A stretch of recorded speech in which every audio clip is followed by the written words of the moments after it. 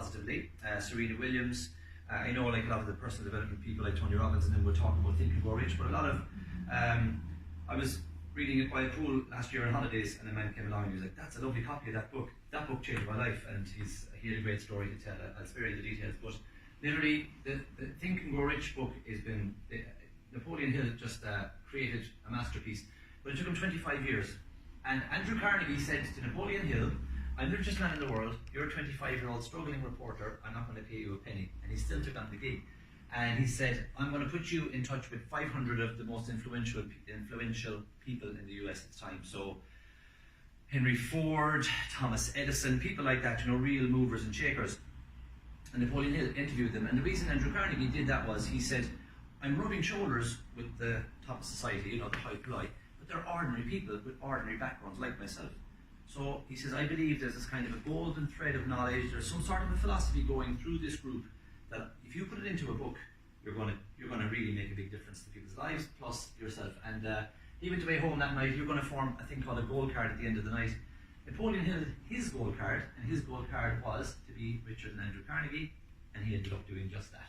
Now, to Napoleon Hill's right is a man called Earl Nightingale, and as we moved along, like a lot of the people I work with, they can do programs with me through their phone. If they're on the train, they can do the worksheets off the phone and write it down, watch the videos, you know, with Bluetooth headsets. I mean, the technology now is amazing, right? But back then, the technology moved to long-playing records, and Mr. Nightingale took Napoleon Hill's book, put it on a long-playing record, and Bob Proctor, who I'm very proud to be partner with in Proctor Gallagher Institute, Bob was a salesman selling his own cleaning company, which was cleaning carpets and cleaning floors. Using the long-playing record, he would drive along with a battery-operated record of Think and Grow Rich with Earl Nightingale's voice. It's a really, you should take a note of this. The Strangest Secret. Write this down, and you should YouTube this tomorrow. The Strangest Secret, and listen to this man's voice. It's unbelievable. I think Bob says if God had a voice, it would be this voice. He's got a beautiful voice, Earl Nightingale. So Bob used to listen to his records over and over on the passenger seat of the car, and then he went from earning $4,000 a year and owing $6,000. So he always says, Bob says, I would have had to work for 18 months just to break even. He owed $6,000 and he earned $4,000 a year, to earning over $175,000 using this book, using this material we're going to talk about tonight, then to over $1 million the year after. And he was working in Boston, in Cleveland, in Toronto, in Ohio, in all these places, in London, in New Zealand, Auckland, New Zealand. So Bob just went really, really big, really, really fast, and he felt like the same guy, but with different information. And eventually, it took him about 9 years to figure out what he'd done, and he more or less was one of the main pioneers of the personal development world that we have today. And of course, it always takes a woman to come in and make sense of the whole thing.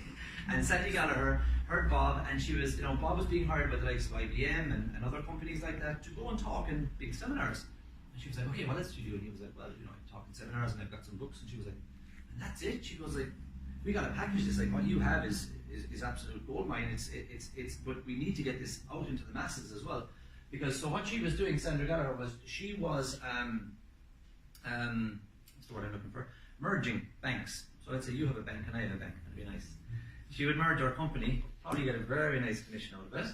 And she went to her dad one day and she was like, I'm gonna close down the business. Right, you're gonna close down the business. She was maybe in her 30s at the time. Everyone talked about Sandra Gallagher, what she was doing in the world of business. Now I'm gonna close it down and I'm gonna work with this gentleman here, and we're gonna take this program to the world, personal development program to the world. You're gonna do what? And she's done that, and it's amazing. Like about 3 or 4 weeks ago in Toronto, they had 100 people in the room. It's called the Matrix, and one of my friends, Karen, was there helping, like the consultants. We were asked to come over and help facilitate, and she was just saying story after story after story of people who just kind of like rags to riches, but also riches to riches, like people who are doing very well but just want to do better, and they just come and study with Bob and Sandy or with people like myself and just make the big leap. So